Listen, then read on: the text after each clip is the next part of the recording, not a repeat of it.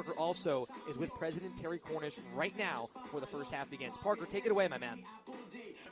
Cam, Alex, everyone at home, thank you so much. I am up in the executive suite with Ithaca College President Lejeune Terry Cornish. President Cornish, have you enjoyed the game so far today? This game has been fantastic. I'm so happy for our seniors. It's our last home game, and they're going to go out with a fantastic finish. Now, you're here up in the President's box for every single Ithaca College home game, but you've also been known to hit the road along with this team. I've seen you on the road a couple times. What is so special to you about this Ithaca Bombers football program? Just the way that the enthusiasm, the way they play with one heart, one beat. They epitomize all that's good about Ithaca College. Last thing for you, President Cornish. You've been attached to the college working here for a little over 5, 6, 7 years now. What is special, if anything, about this 2025 Ithaca Bomber program that's come back from a tough start of the season to be extremely competitive? Well, they didn't give up. You know, they did have a rough start. They started out the season 0-3, but they turned it around. They didn't give up, and so they're going to finish strong, and it bodes well for next week, and better still for next year. President Cornish, thank you. Enjoy the game. Cam, Alex, folks at home, I'm down here with Ithaca head coach Michael Turper. Coach, you held the Cortland offense to 14 points in the first half, 2 key stops by your defense early. How do you feel about the way they played so far? They're playing really hard, and we just got to be a little bit better with the details here and clean it up in the second half. So far, a lot of effort, a lot of energy coming from this team after they've had an adverse season. How is the energy within your team coming into today? Well, we've been in the same group since we were here on August 14th. Now, I don't know. These guys are fighters, so we're going to keep fighting. Coach, it's the 65th Cortica Jug. You are in enemy territory. What do you and your Bombers need to do to win? Just keep playing, man. 60 minutes. That's what we signed up for. Coach, thank you so much. Folks, I'm down here with Ithaca O lineman Alexander Rice. Alex, your last game as a Bomber, what's going through your head right now? Man, I just don't want it to end, man. I don't want to take off these pads. I don't want to walk off this field. Like, I just want to. I love the Bombers, man. I don't want it to end.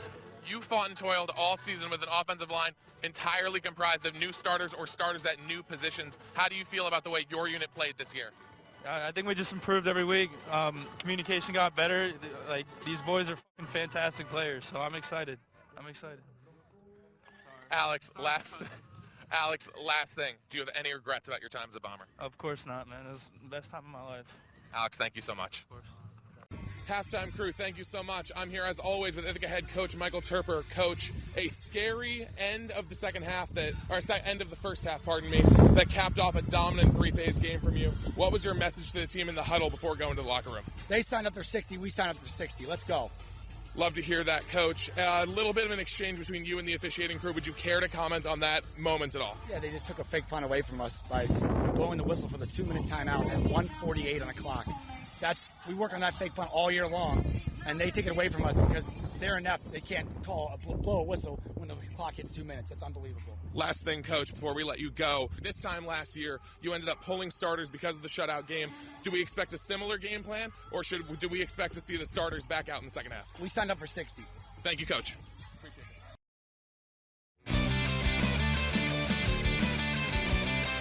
Logan Wendell. Logan, you're going to the Liberty League Championships. Your first playoff win as a Bomber, a chance for your first title as a Bomber. How does it feel? Feels incredible. Can't describe it. We've come up short in my career so far, and we're ready to get one. You're going to see RPI on Sunday. It's a team that you saw twice this year, couldn't quite get there, especially on senior day. That's got to still sting. What are you feeling going up against them again? Hey, it's really hard to beat a good team 3 times, and we like our chances. As long as we play physical, we initiate a lot of the physicality with them, we'll be fine.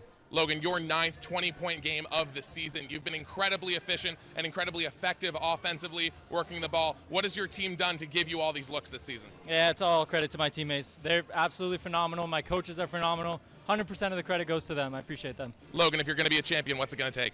Everything we got. Logan, thank you so much. Appreciate you, bro. Cam, Colin, I'm down here with Union Garnet Chargers head coach Chris Murphy. Coach, a great close win over the Ithaca Bombers. How are you feeling? A little bit of relief after that one. It got a little close for comfort at the end, but the theme of this weekend for this team was composure. We knew Ithaca has a lot of high-powered offensive weapons, and we were just going to try and withstand their runs and meet them with a couple of runs on our own. And I thought our guys really stepped up to the challenge when things were going good and when Ithaca was making plays. So just good basketball game. I'm glad we came out on top, and hopefully we can carry this forward. You run one of the most unstoppable offenses in the Liberty League, both by the numbers, and you're not getting a ton of free throws or offensive rebounds, so it's pure efficiency. Sure. What do you like out of what your guys have done this season? Oh, I was talking to the officials to try and get a couple more free throws, but that obviously wasn't working.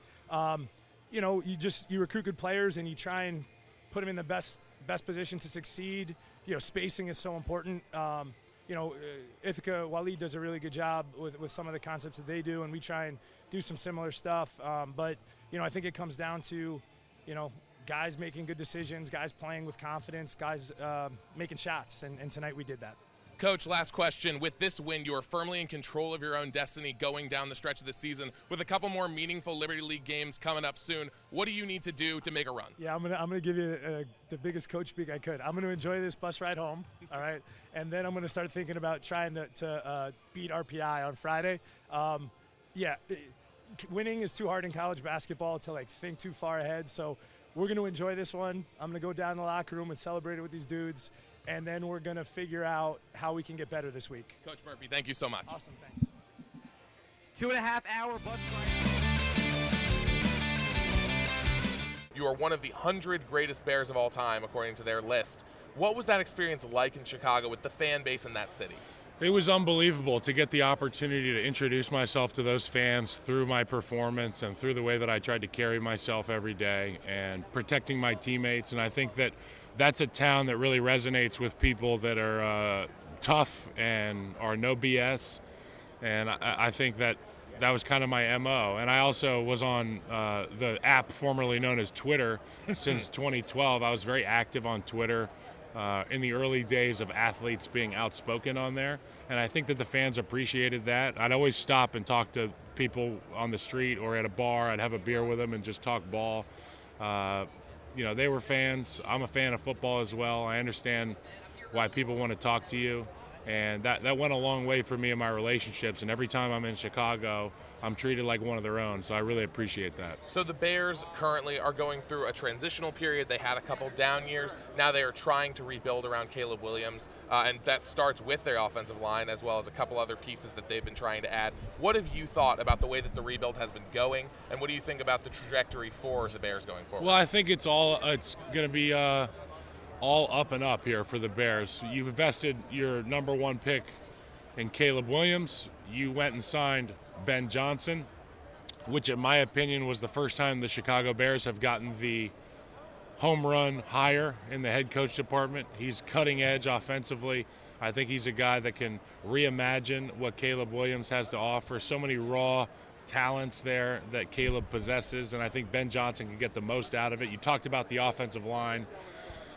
People used to talk about the blind side being the most important part of the offensive line, but I think that the tackle that the quarterback can see when he's in the pocket is the most important one, and they went and drafted Darnell Wright 2 years ago. He's pretty good. He is a man-bear pig out there at right tackle. So to have that guy be in Caleb's forefront and his vision, it bodes well for the success of this offense. That's what I love to hear. And I want to get into a little bit about the offensive line, your time as a guard. When we were talking with other O-linemen this week, we talked about the fact guard's one of the most underrated positions in football, especially considering the market's probably about to get reset with a couple of the Chiefs guys hitting the free agency. They've been so dominant. A couple other guards looking to get paid big time. What do you think? Why do you think the guard position is so underappreciated by both the media and possibly by NFL organizations themselves? Well, first and foremost, when you're watching the game, it's usually from that sideline view on TV. You don't even see the guard. You see the offensive tackle, you see the quarterback, you can see the running back, you can see the tight end, but you don't see the guards. And if you're not a very good guard, that bodes well for you because people aren't going to get to watch you lose. But if you're a good guard, you're like, I wish we had x-ray vision so these guys could see me smashing this guy's face for 70 plays. I think it's important to maintain the integrity of the dish. And when I say the dish, that's the pocket. You want a clean image, a clean patch of grass for that quarterback to be able to step up in the pocket. Centers and guards, I feel like, are the most important pieces of that offensive line. Now, we talked about offensive line and getting a little bit more love. We talked about JPJ. We talked about Panay Sewell. You're dipping your toe into the athlete media landscape. Talk to us about the Big Mark show that you're working with Sports Illustrated. Yeah, the Big Mark show was a nice little 6-part little show that I did this past season, just giving us an insight into my teammates beyond the helmet. We always get talked about what we do inside the helmet, and I'm going to be honest with you, it kind of gets redundant, and it kind of gets, like, boring in the sense of, like, okay, is that all you want to talk to me about? And so my platform just allowed me to, kind of break down that barrier. Let's talk about regular day stuff, because at the end of the day, we're all still human. We just, have superpowers that are just shown in a different light. And, I had guys on there, Kenny Farr, who's our equipment manager. I had Evan Stewart on there, who I found out, did some things with Chris Brown and all these other different things. And so it was just cool to hear different guys' experiences and find another connecting piece. So I think you're a natural for it, because the way you hold your mic, you got that mic discipline down. It's hard to teach people to do that. We have people all day flying around the mic. Hey, you know what you're doing. I appreciate that. I want to keep going on just the Oregon Trail. Man, that is just a dumb joke. All right. But you've played with a lot of guys who are either in the NFL or have that NFL trajectory. Yes. You paved the way for back-to-back 1,000-yard running backs. We're going to see Jordan James in the league coming up soon. Bucky Irving already in the league. You've got a couple other ex-teammates who are in the league. Is there anyone that you played with in your time with the Ducks that you'd want to reunite with in the league? I ain't going to lie. Playing with Bo Nix, that was something special, just to see him do what he was able to do his first year. And just playing with B10, it was just different. Love playing with Dylan and Bo, but I would like to reunite with Bo if possible. Reunite with Bucky. That blocking for him is a whole different landscape. Playing against Evan, playing with Evan, that'd be nice. It's a lot. That's a loaded question. There's a lot of guys I would love to play with, but I'm glad that we're all in the league. So, maybe I'll be on the team with somebody else in the foreseeable future. Have you here. Obviously, I told you right before we got on air, I'm a Ravens fan. I got to ask, the AFC North rivalries, they're gassed up a lot. Everyone loves to talk about them. How does it feel to really be in that game, that high-pressure AFC North environment? Physical. It's a very violent game. Like, you always going to come out that game hurting, but it's a great game, though. It's, like you said, high pressure, high intensity. You got to win the game. It's going to be real good competition at the end of the year, try to get into the playoffs. And these are the teams that you got to beat. I got to ask about the news that came out a couple days ago. Myles Garrett requests a trade. Obviously, that's one of your guys. He's on the defense. He's your teammate. How do you feel knowing that he wants out of Cleveland? Like, what's the immediate reaction? I mean, it's tough. I mean, you understand where he's coming from. He's a winner. He wants to win, and he wants to contend for championships and make it to the Super Bowl. So, I mean, you just got to understand that, and it's just about finding how to get there. So, yeah, he put that out there, but, we just got to wait and see. You had a lot of success individually this season. The Browns obviously are struggling. What do you think needs to change in the locker room in order for you guys to do better? Honestly, I think we got to solidify the quarterback position. And, we got to get better elsewhere as well. But we just had a lot of guys rotating in and out at the quarterback position. So if we could hold that spot down, I think we'll be good.